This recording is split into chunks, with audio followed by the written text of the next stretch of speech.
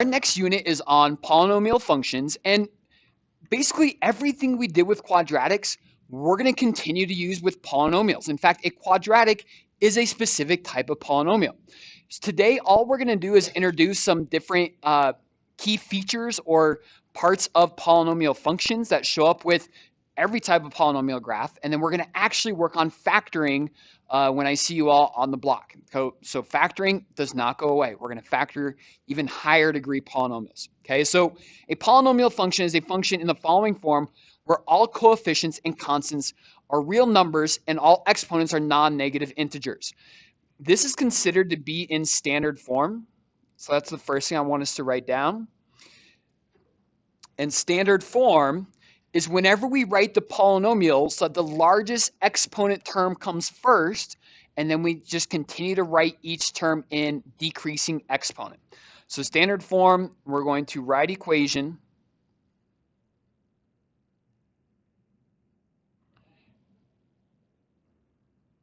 based on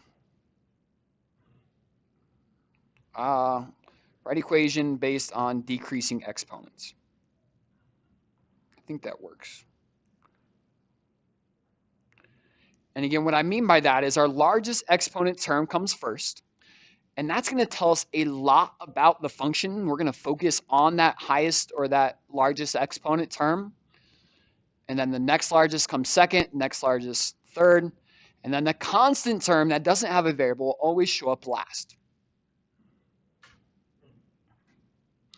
All right, another definition here that actually doesn't show up is what's called the degree of a polynomial.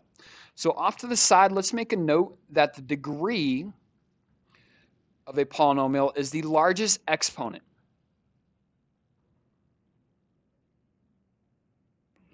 Okay, so in this particular example, we would say that the degree is 3 because that's the largest exponent in that given polynomial. And the degree of a polynomial, it affects the shape of the graph, and it tells us actually a lot more about the function. So being able to identify the largest exponent in a function is really important, okay? And that's a big part of what we're doing today. And just look for that largest exponent. A lot of times, if our polynomial is not written in standard form, we're going to rearrange the terms so they do get into standard form, okay? We're going to focus on 3 parts of graphing a polynomial in the standard form. We're going to talk about what's called the end behavior, turning points, and then increasing and decreasing intervals. So let's first start with end behavior. The end behavior of a function is the behavior at its furthest left and furthest right point. So what is the graph doing as we go all the way to positive infinity to the right? Or what is the graph doing as we go all the way to negative infinity to the right? And it's going to do one of 2 things. It's going to either go up or go down. Okay, that's really it. Now, how we determine that is based on 2 things. We can have a positive leading coefficient or a negative leading coefficient. And when I say LC, I'm talking about the leading coefficient. Okay, and that leading coefficient is the number in front of the highest degree term. Okay, so coefficient being number in front of the variable, leading being that first coefficient if it is in standard form. If it's not in standard form, we're going to rewrite it. So it depends on whether or not our leading coefficient is positive or negative. And then it depends on if our degree is even or odd. So degree is even or the degree is odd. Okay, and remember that the degree is that largest exponent.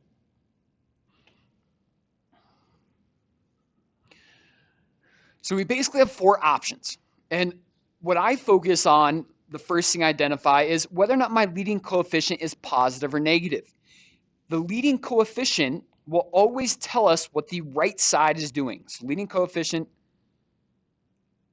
tells us the right end behavior.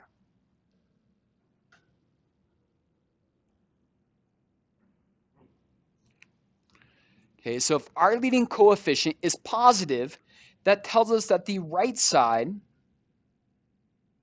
is going up. Right side going up.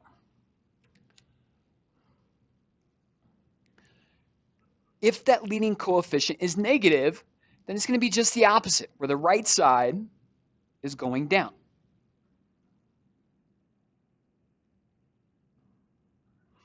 So when I'm identifying end behavior, I identify that leading coefficient, and I just make a note, is it positive or negative? And that automatically tells me what's going on with the right side. So as this graph goes all the way to positive infinity, the right side is going to be going up to infinity as well. So then the degree tells us whether both ends go in the same direction, so either both up or both down, or whether one's up or one's down. And that's how we can determine what the left side does. So if we have an even degree, that means that our ends go in the same direction. So if it's even and positive, both ends are pointing up. And a good example of that is like y equals x squared, right? Y equals x squared. It's exactly what we just had our final on, quadratic functions, would be a U-shaped graph where the right side is going up, the left side is going up. It has an even degree and a positive leading coefficient. And then just the opposite of that is if we made it negative and called it negative x squared. Now the left side is going down. Because of it being an even degree, both ends are going in the same direction, either both up or both down. So negative x squared is just an upside down u. And that's just one specific example. This would also apply if this was x to the fourth or negative x to the fourth. Okay, all depending on whether our degree is even or odd. All right, then if the degree is odd, again, just the opposite from the even. Now our ends are going to go in opposite directions. So if it's odd and leading coefficient's positive, we know the right side is up. But the odd degree tells us that the ends go in opposite directions, and thus the left side is down. Same thing with a negative leading coefficient, the right side is down, but they go in opposite ends, so now the left side is up.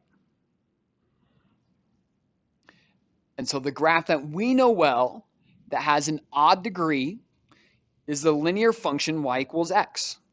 Y equals x is just a line where this right side is going up to positive infinity. The left side is going down to negative infinity. And then if I make that leading coefficient negative and call it negative x, now it's just the opposite.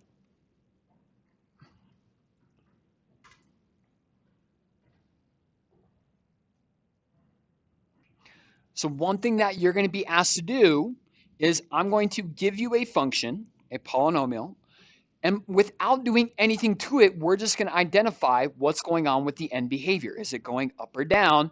And is the right side or left side going up or down? So again, the two things we focus on are the leading coefficient. So in this particular example, the leading coefficient is a positive 1. That's the number in front of the x cubed. Okay, there's no number there, so it's just that invisible 1. And the degree is odd. Okay, the degree here is 3. So that positive leading coefficient tells me the right side is up.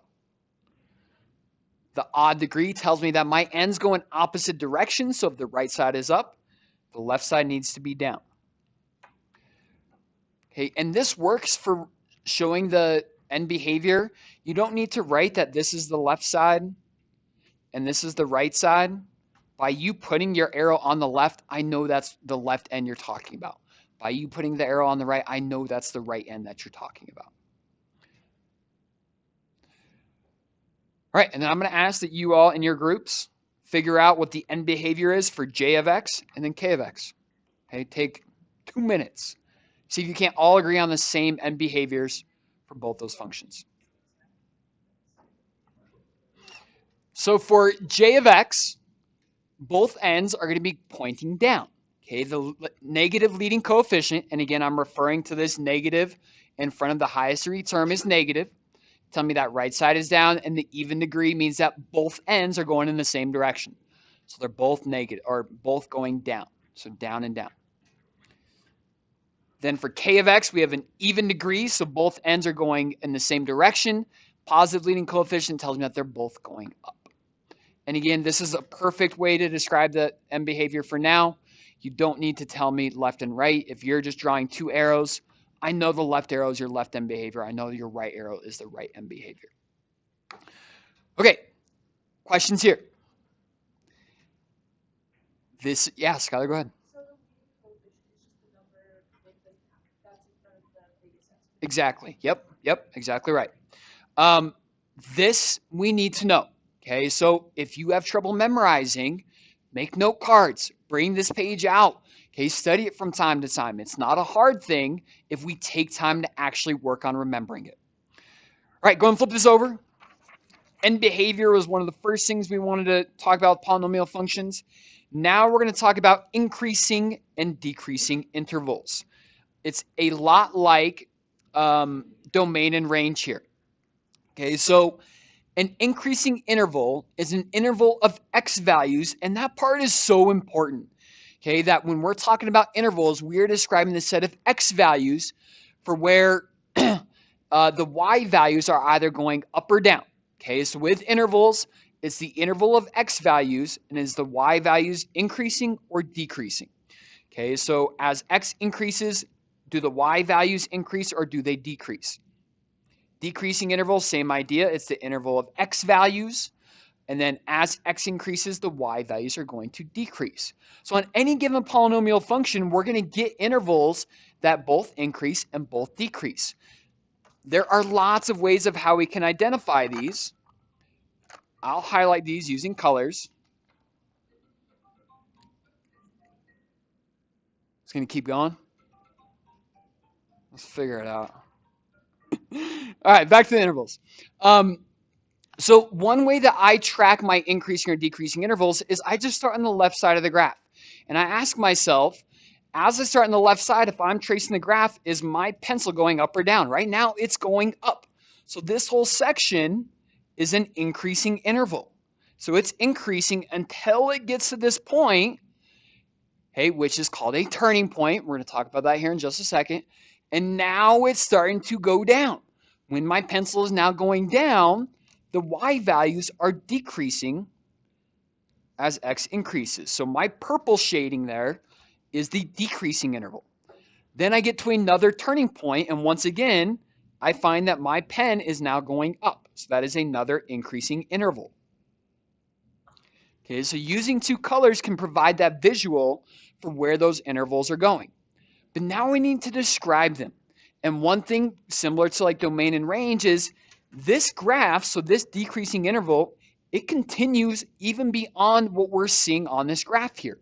Remember, a graph is just a small glimpse of this function. Okay, so my increasing interval, which is highlighted here in green, it starts all the way left at negative infinity. Okay, so starting at the x value negative infinity, this graph will continue to increase until we get to this specific x value. Once we get to this x value, now it starts to decrease. So this x value here is at 0. And we're going to use a curved bracket. We will use curved brackets for every increasing or decreasing interval. And I'll save that conversation for another day. Okay, so that's describing this left branch of increasing. But then we also increase, so I'm going to say union, meaning also the interval from where x is 1, and then this goes all the way to positive infinity. So we are increasing from 1 to infinity. So two different intervals for our decreasing, or excuse me, our increasing. The decreasing, again, it's the x values for where y is going down. It starts at 0 and it stops decreasing at 1. So it's just 0 to 1. And that's it. Do me a quick favor, and on the next slide, there's a graph there. It's the same graph, so never mind. Yeah, I wanted you all to do one.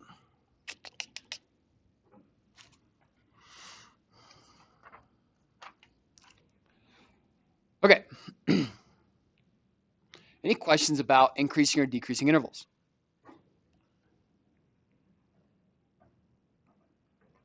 All right, last thing I've got for us, and then just some examples to work through, are turning points. Okay, turning points are points on a graph where the interval changes from increasing to decreasing, or vice versa. Okay, if a polynomial function has a degree of n, so that's just an arbitrary value of the degree, it could be any value of n, then the graph of f has at most n minus 1 turning points. So degree is n, we have n minus 1 turning points.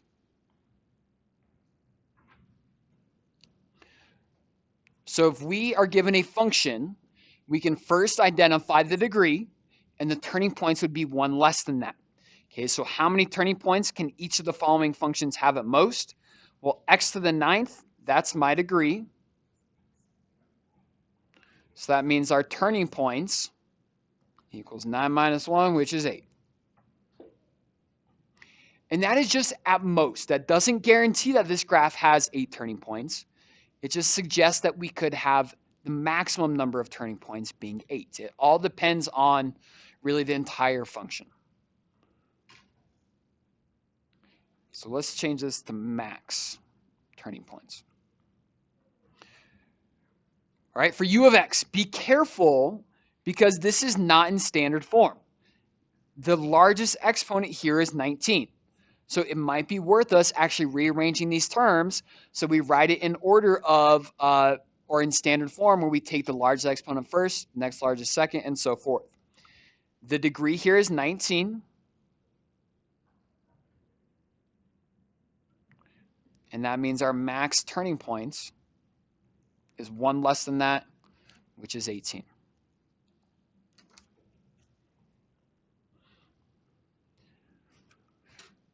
Okay, we're going to stop there. As